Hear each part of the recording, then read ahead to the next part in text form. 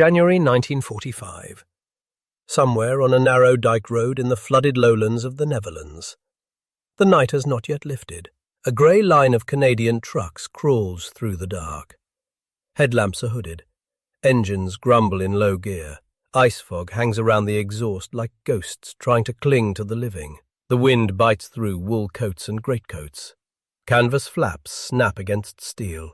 Inside the cabs, Canadian drivers lean forward over frozen steering wheels, watching for the faint glow of the vehicle ahead. Every few minutes, a truck shudders as its wheels drop into ruts cut by yesterday's convoy. Chains bite at the ice. The number 13 cab silhouette looks wrong, almost ugly, all flat panels and hard angles against the snow. But the engines keep turning. One after another, the CMPs grind on, hauling shells, petrol, rations, bridging gear.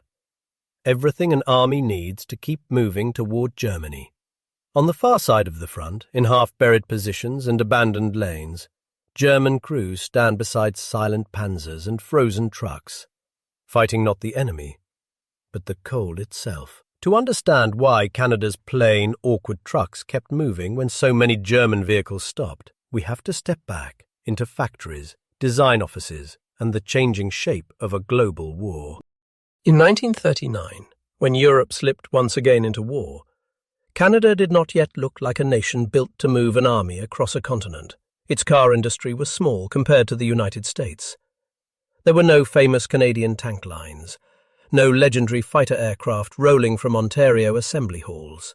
What Canada did have was something more modest and, as the war would prove, far more important: truck factories. In the late 1930s, General Motors of Canada and Ford of Canada were assembling civilian vehicles for a domestic market and for the wider British Empire.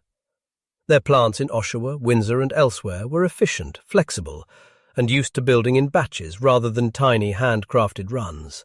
When war came, British planners looked at the map of the Commonwealth and understood a hard truth. If Britain and its allies were going to fight a mechanized war, someone had to build the trucks. Britain's own industry was overstretched. The United States was still neutral. Australia and South Africa had smaller industrial bases.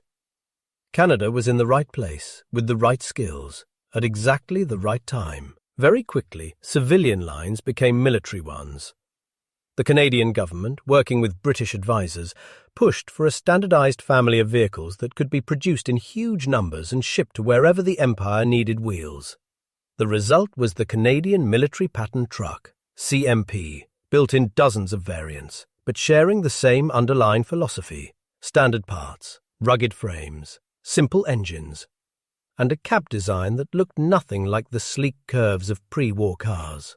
To a civilian eye, the CMP cab seemed almost deliberately unattractive. Flat, slab-sided panels, squared-off fenders, a high, boxy roofline that gave the truck an ungainly stance. But these shapes were not about beauty. They were about stamped panels that could be made quickly, bolted together easily, and repaired in the field with limited tools. As the war expanded, so did CMP production. Two-wheel drive and four-wheel drive versions, short wheelbases and long, 3-ton cargo trucks, wireless trucks, breakdown trucks, water tankers, ambulances, artillery tractors. A common family of chassis and cabs was being turned into whatever the war required. By 1942, Canadian factories were no longer just supplying Canadian units. CMPs were being loaded onto ships bound for North Africa, the Middle East, Italy, India, and later, Northwest Europe, and even the Soviet Union. In photographs from almost every Allied theatre, a familiar outline appears in the background. Upright windscreen, short nose, big wheels. Canada's signature box on wheels. Canada would never field as many armoured divisions as the major powers, but it was quietly becoming something else. The motor pool of an empire.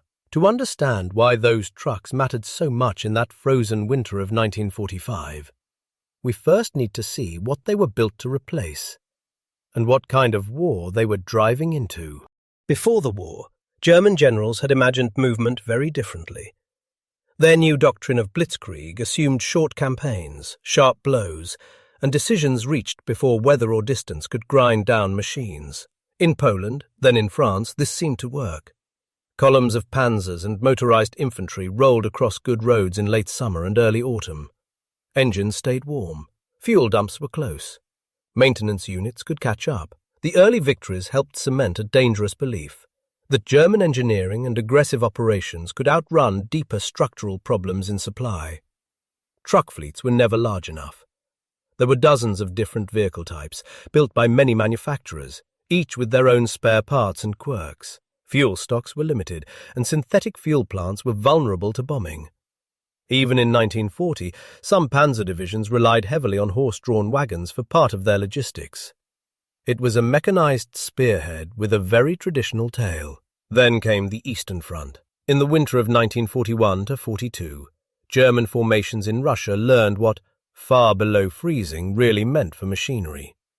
Radiators cracked, oils thickened, starters failed, batteries died in the dark. Tanks and trucks that could be coaxed to life in a mild European autumn simply stopped in temperatures that fell far beyond anything most designers had planned for. Field workshops improvised winter oils, makeshift shelters, even fires lit under crankcases. Some units left engines idling for hours just to avoid the nightmare of a cold start. Every solution burned more fuel, consumed more time, demanded more hands. Each winter, more vehicles were lost not to enemy fire, but to the slow violence of cold, mud, and neglect. Those lessons followed the German army back west. By 1944, when Canadian formations came ashore in Normandy and pushed into northwest Europe, German armoured units were living with the cumulative effects of years of strain. The vehicle park was a patchwork of types. Spares were scarce. Fuel was rationed. Thousands of trucks and half-tracks had already been worn out or abandoned in Russia and North Africa. And now, on the Western Front, the weather turned against them again. Autumn rains turned fields into glue.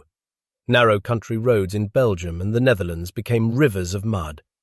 Then, as 1944 slipped into 1945, waterlogged ground froze, thawed, and froze again, ripping up surfaces and trapping heavy vehicles in ruts and shell holes.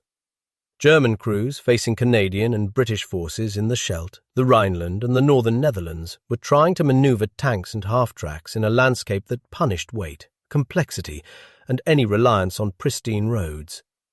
Their formations could still bite hard in local counterattacks, but keeping enough vehicles running, fueled, and in the right place at the right time became brutally difficult. Across the line, Canadian units were wrestling with the same mud, the same ice, the same cold.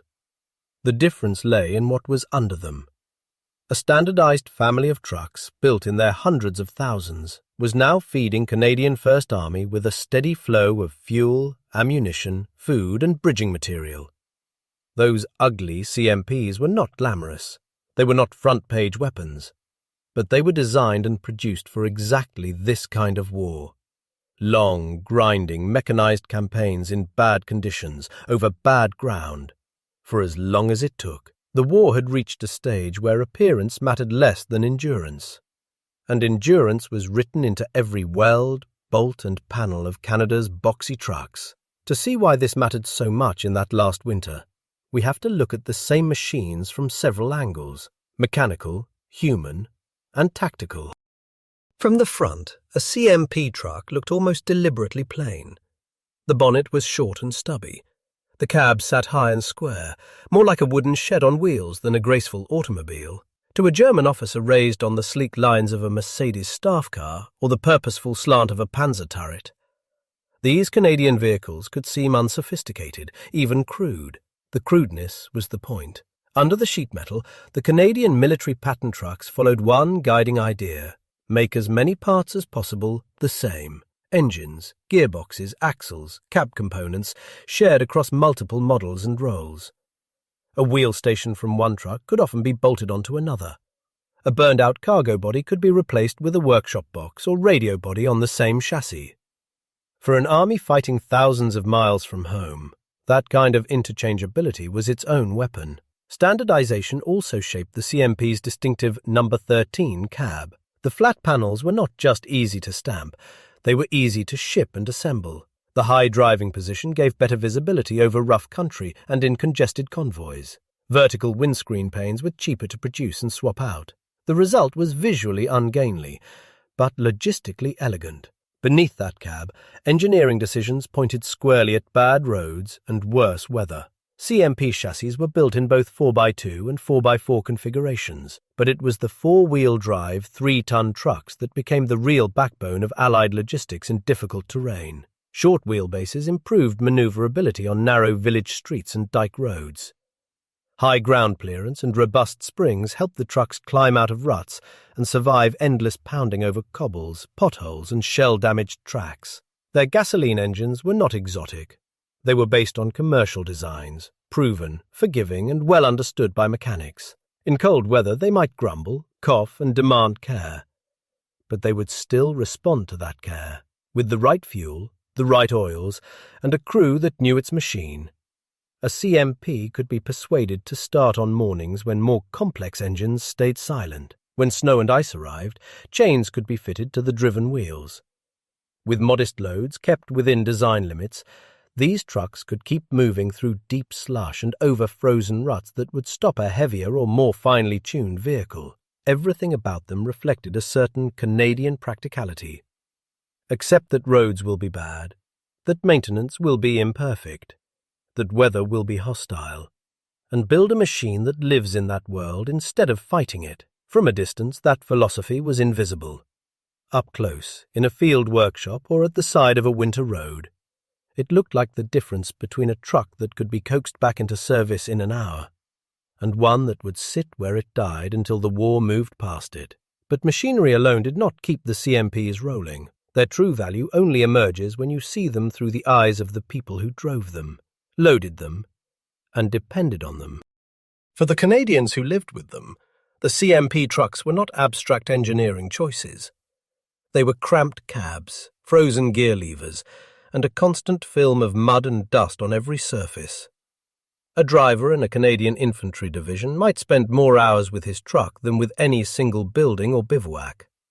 He knew the sound of his particular engine, the feel of its clutch, the way it pulled to one side when heavily loaded. In rain, he learned which corner of the windscreen would fog first.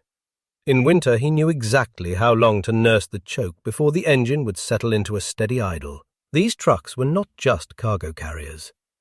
They were workshops, mobile kitchens, medical lifelines, and communication hubs. Fitted with wooden or steel bodies, CMP chassis became field repair lorries with benches and vices bolted along the walls. They became radio trucks bristling with aerials, their interiors lined with sets and batteries. They became ambulances, their ugly cabs leading softly sprung rear compartments carrying wounded men away from the front. Each role relied on the same familiar mechanical bones. So a driver transferred to a new unit did not have to learn a completely alien vehicle from scratch. On the road, CMPs worked in long, disciplined convoys. Dozens of vehicles moving together along narrow lanes, across temporary bridges, over dikes and causeways in the Low Countries. Drivers kept exact gaps, watched for hand signals, adjusted to sudden halts. They learned to feel when the road surface changed under them, from hard-packed earth to slick clay, from cobbles to ice, and to adjust gear and speed before trouble started. Logisticians came to trust what these trucks could do in tonnage and time. How many rounds of artillery ammunition could be brought forward in a night? How much petrol could be moved to keep armoured regiments ready to fire and manoeuvre at first light? In operations like the Battle of the Scheldt and the Rhineland advance, that meant bridging flooded ground and sustaining units over distances that would have crippled formations dependent on a more fragile vehicle fleet. From the German side of the line, the picture looked different and unsettling. Reconnaissance and intelligence officers reported Allied motor columns that seemed to regenerate endlessly. Even after heavy fighting, Canadian and British formations reappeared with fresh fuel, ammunition and bridging equipment.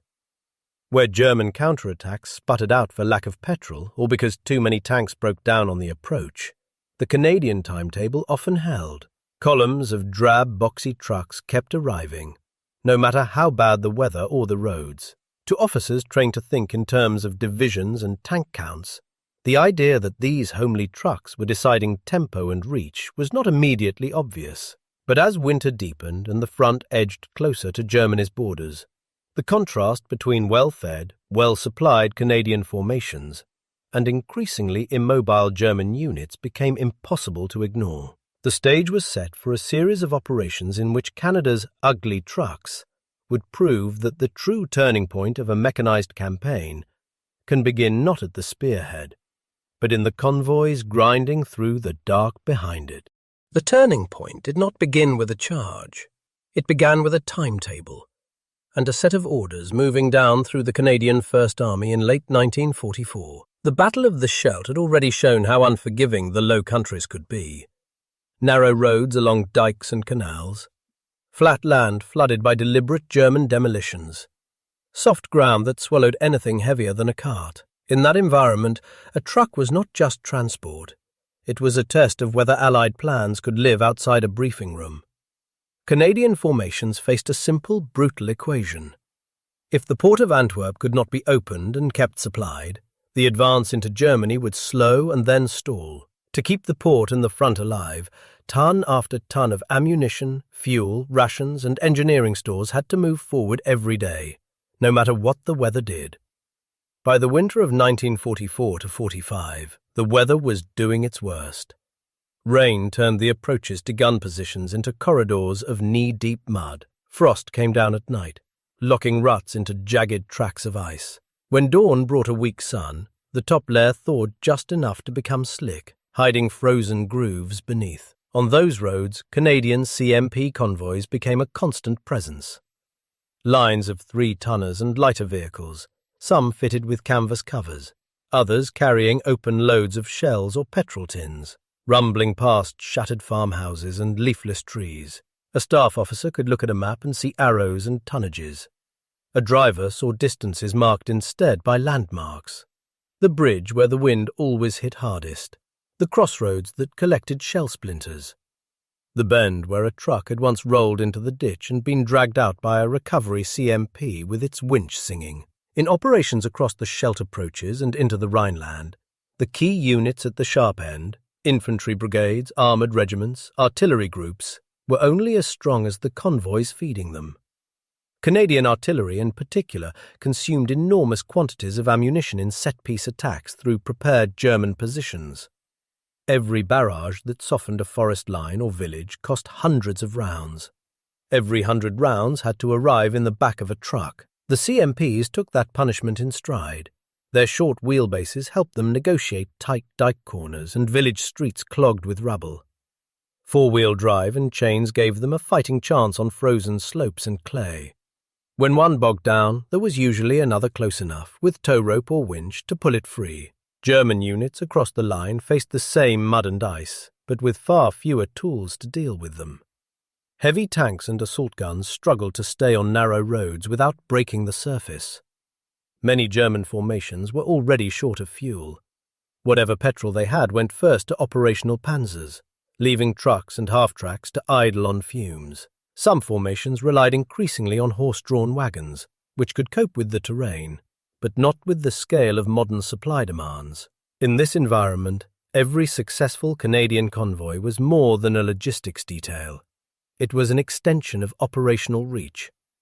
When Canadian commanders planned attacks into the Reichswald or across the Maas and Rhine, they did so knowing that their transport could, with effort, deliver what the plan required. Engineers could count on CMPs to bring forward bridging sections and timber. Medical units could rely on ambulance and utility versions to clear wounded from forward aid posts. Signal units could keep their radio trucks close enough to maintain contact. Night after night, in sleet and freezing rain, those trucks proved something that no staff report could capture in full. That an army equipped with standardized, rugged transport could turn bad weather from a crippling threat into a difficult but manageable obstacle. On the German side, the same weather amplified every existing weakness.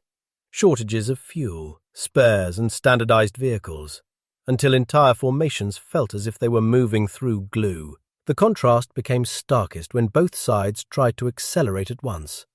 Canadian and British forces pushing into Germany. German formations attempting counterattacks and withdrawals on the same broken roads. It was in those overlapping movements, under the same clouds and on the same ice, that the quiet contest between Panzers and ugly trucks reached its decisive phase. On the maps in headquarters, the winter of 1944–45 is marked by names that would become familiar in regimental histories: the Reichswald, the flooded flats along the Maas and Rhine, the crossing points that opened the road into the heart of Germany. In the field, those names translated into one repeated reality. If vehicles could not move, operations stopped. It did not matter how brave the infantry were, or how carefully the artillery planned their fire plans. Without fuel, shells, and bridging material delivered to the line, an advance would stall in front of the first serious obstacle. German armoured commanders were acutely aware of this.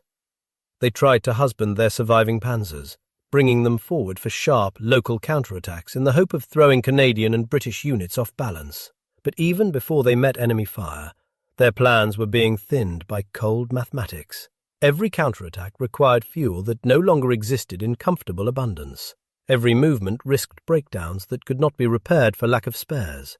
Every heavy tank dragged across a rutted, frozen road accelerated the destruction of that road for the vehicles behind it. In many sectors, armoured groups formed up late with reduced strength, simply because too many vehicles had failed to arrive at the start line. In others, tanks reached their positions but could not be easily supplied once the battle began, leaving them dangerously short of ammunition or fuel at the very moment they were needed most. On the Canadian side, the same weather fought against movement, but the answers looked different. CMP companies were organised to sustain a steady flow, rather than a few dramatic thrusts. Convoy discipline, standardised loads, and predictable maintenance cycles mattered as much as courage. Instead of pushing a handful of precious machines to their limits, Canadian and British logisticians worked to spread wear and tear across a vast fleet of similar trucks. Ammunition columns came forward at set intervals, each truck carrying a known tonnage of shells or small arms ammunition. Petrol convoys followed, their loads calculated against expected consumption. Engineers had dedicated lift allocated for bridging sections, pontoons, and the timbers needed to shore up roads and approaches. If a truck failed, another could take its place, drawing on the same pool of parts and the same mechanical knowledge. As the Rhine crossings approached, the contrast grew sharper. German defenders, short of fuel and trucks, struggled to reposition reserves quickly once the Allies forced a bridgehead. Some counterattacks that looked plausible on paper never fully materialized on the ground. The units involved simply could not assemble in time with enough working vehicles. Others hit hard but lacked the depth to sustain pressure once their initial ammunition was spent. Meanwhile, Canadian formations were able to expand bridgeheads and deepen their gains because their support kept up. Field artillery remained well supplied, enabling long, punishing barrages. Infantry battalions received food and winter clothing enough to keep fighting strength high despite the conditions. Armoured regiments that did get bogged or delayed could be recovered and refueled without stripping the rest of the front bare. In some sectors, German officers looked out over roads lined with disabled trucks and rusting armour, vehicles abandoned for lack of fuel or a part no depot could provide. Across the river, they saw columns of Allied trucks, boxy silhouettes against the grey, still flowing toward the front. It was not that Canadian vehicles were immune to breakdown, or that their drivers did not struggle in the same ice and mud. It was that the entire system behind those ugly trucks had been built to bend without breaking. The decisive moment of this quiet contest did not arrive with a single spectacular explosion or a famous charge. It arrived gradually, as one side found it harder and harder to move its steel, and the other side kept its lifeline of wheels turning just enough, for just long enough, to carry the war over Germany's last natural and fortified barriers. When the winter broke and the front rolled eastward into a collapsing Reich, the ruined shapes of panzers left in fields and ditches told one story. The dust-covered CMPs, still grinding along damaged roads under spring skies, told another. By the time the war in Europe ended, the numbers told a story that the frontline soldiers had already felt in their bones. Canada had produced hundreds of thousands of military trucks, CMPs and related types, enough to equip not only its own forces, but large parts of British and Commonwealth armies as well. In raw totals, Canadian truck output outstripped the combined military truck production of several Axis powers. It was an industrial achievement hidden inside anonymous shapes of steel and timber. Those vehicles translated directly into how much an army could move. Each 3-tonner in a Canadian company represented a certain daily lift in shells, fuel, rations, and engineer stores. Multiply that by the number of trucks in a column, and then by the number of columns feeding a corps, and the result was measured on the battlefield as sustained artillery fire, reliable resupply, and the ability to regroup and strike again after a hard fight. On the German side, the opposite curve was visible. Year after year, thousands of vehicles had been lost or worn out in Russia, North Africa, Italy, and the earlier phases of the Western campaign. Fuel production lagged behind demand and then collapsed under bombing. Workshops lacked parts. New designs kept appearing, but without standardization they created as many headaches as they solved. Each winter, more trucks and half-tracks died quietly by the roadside, abandoned or cannibalized. By 1945, many German units defending against Canadian advances relied heavily on horses, bicycles, and any civilian vehicles they could seize. Their Panzers were still dangerous whenever they could be concentrated. But behind them, the transport web that should have fed and sustained those armoured thrusts was frayed almost to breaking. Canadian commanders did not win battles simply because their trucks existed. They still needed planning, courage, and the willingness to take heavy casualties in places like the Scheldt and the Rhineland. Yet again and again, operations that might have bogged down for lack of supply were pulled through by the fact that convoys of CMPs could and did keep moving. When the shooting stopped and units began to pull back from the line, those same trucks were there to carry men home, to move prisoners, to haul wreckage and relief supplies. The war in Europe closed with many famous machines left wrecked on its fields. The CMPs, dusty and tired, simply rolled on into a very different kind of service. In the first uneasy months of peace, the CMP trucks did not suddenly become relics. They were too useful for that. Armies facing the enormous task of occupation, demobilization and reconstruction needed vehicles more than ever. Roads and bridges were shattered. Railways were damaged or overloaded.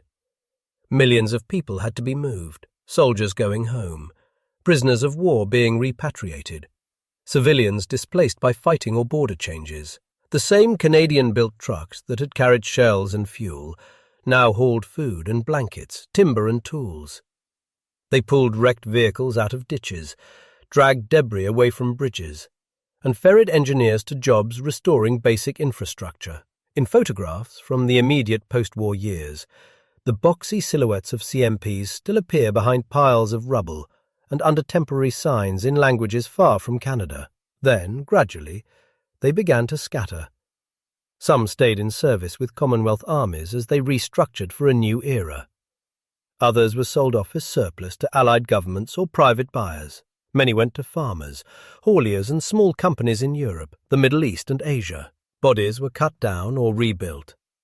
Military fittings were stripped away or adapted. A truck that had once towed a field gun became a logging vehicle, a construction lorry, a bus for veterans. Seeing those shapes on civilian roads could be jarring and strangely comforting at the same time. The harsh associations of convoys and front lines softened into memories of shared hardship and survival. A cab that once rattled under mortar blast and small arms fire might, years later, carry sacks of grain under a calm summer sky.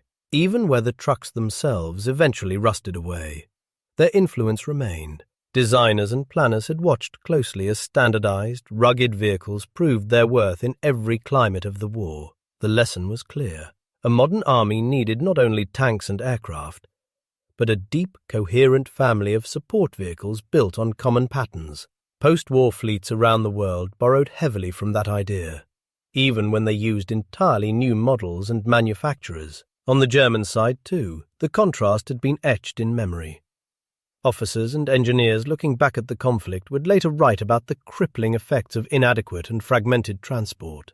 The image of reliable Allied truck columns, however plain their appearance, became part of a wider realization that industrial organization and logistics were as decisive as any tactical innovation. In the end, the CMP story did not end with a monument or a famous battlefield name. It ended in scrapyards, in converted farmyards, in quiet rural roads where the last survivors worked out their remaining years, far from the places where they had once helped decide the fate of nations. What they left behind was not just steel, but a question.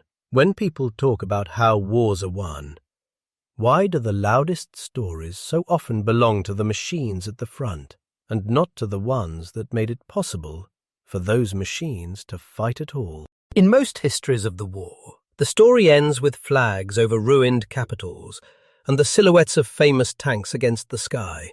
But if you listen more closely to the memories of drivers, mechanics, infantrymen who rode in the back of open cargo beds, you hear something quieter. The sound of an engine turning over on a freezing morning, the clatter of chains on ice, the steady, unremarkable growl of a truck holding second gear a little longer than it should, just to keep the column together. The Canadian military pattern truck was never meant to be a symbol. It was meant to be a solution to distance, a solution to mud and frost and bad roads, a solution to the simple question that haunts every commander. Can my army still move tomorrow? In 1945, on those narrow dike roads and churned forest tracks, the answer to that question often rode on four wheels under a maple leaf. The trucks did not conquer cities on their own. They did not win battles without the men who planned, fought, and bled. But they gave those men the chance to fight with full magazines, hot food, and guns that did not fall silent for lack of shells. For German officers watching their armoured strength drain away, not only to enemy fire, but to empty fuel tanks and frozen engines, the sight of those persistent Allied convoys must have been deeply unsettling. They revealed an uncomfortable truth. Engineering brilliance at the tip of the spear means little if the long, unglamorous tail cannot keep it alive. In the end, that is what the ugly CMP trucks represent. The idea that in a mechanized war, victory often belongs not to the machines that capture the photographs, but to the ones that never stopped long enough to be photographed at all, somewhere in the background, covered in mud, still running.